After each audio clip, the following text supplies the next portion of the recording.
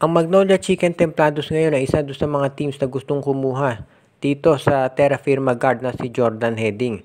Alam naman natin na itong si Jordan Heading ay dinraft yan ng Terra Firma G, pero ito ay nagdesisyon na huwag maglaro dito sa PBA. Pero ngayon sinabi na ni Heading na gusto na niya na maglaro dito sa PBA, at ang tanong ay kung makakakuha naman kaya siya ng magandang team. Ang sinabi ni Heading doon sa interview sa kanya, gusto rin niya maglaro sa PBA pero yung rights niya ay nasa Terra Firma.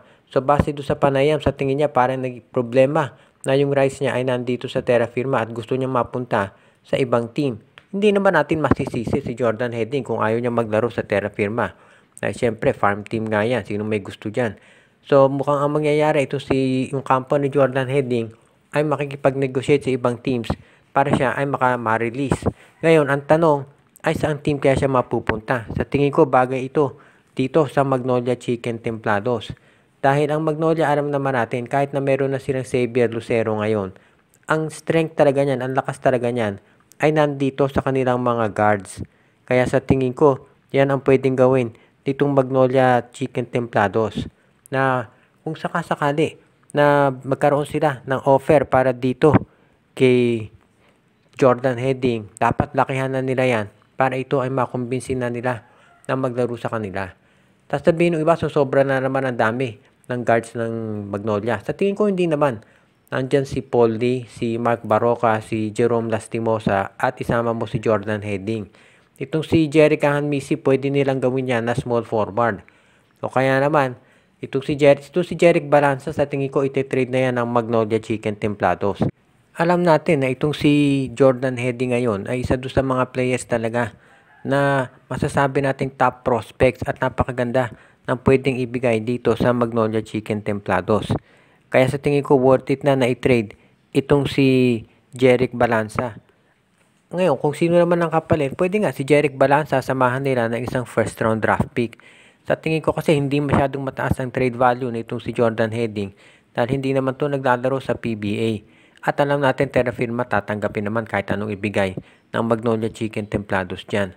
Ang magiging problema lang siguro talaga ay dahil itong San Miguel Beer mukhang gusto ring makuha itong si Jordan Heading.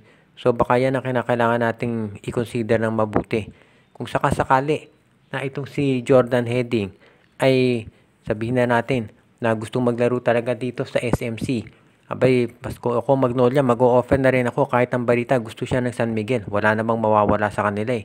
Tandaan natin si Xavier Lucero, gusto rin daw kunin ng San Miguel at Ginebra. Pero nagdesisyon ng management na sa Magnolia ibigay. So malay natin baka ganyan din ang gawin dito kay Jordan Heading. Ang maganda dito kay Jordan Heading, pwede siya ang pumalit dito kay Mark Baroka. Dahil si Mark Baroka, kahit napakahusay ng laro, eventually magre-retiro din yan. At ito si Paul Lee, alam naman natin ang history nito, laging nai-injure at hindi consistent.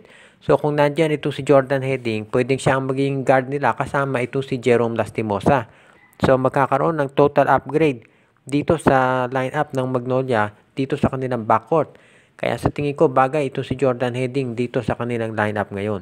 Kaya kung sakasakali na yan ang mangyari, abay parang naka-jackpot ang Magnolia kung sakali na makuha nila itong si Jordan Heading ngayon. Kahit nasabihin pa natin na gusto rin siyang makuha ng San Miguel Beer, sa tingin ko magagawa ng paraan niya ng Magnolia kung talagang gugustuhin nila. Kaya kung ako ang Magnolia, hindi ako masyadong mag-worry dito sa future nila. Basta makuha nila si Jordan Heading, magiging maganda yung sitwasyon ng kanilang lineup ngayon. At sa tingin ko magiging okay rin.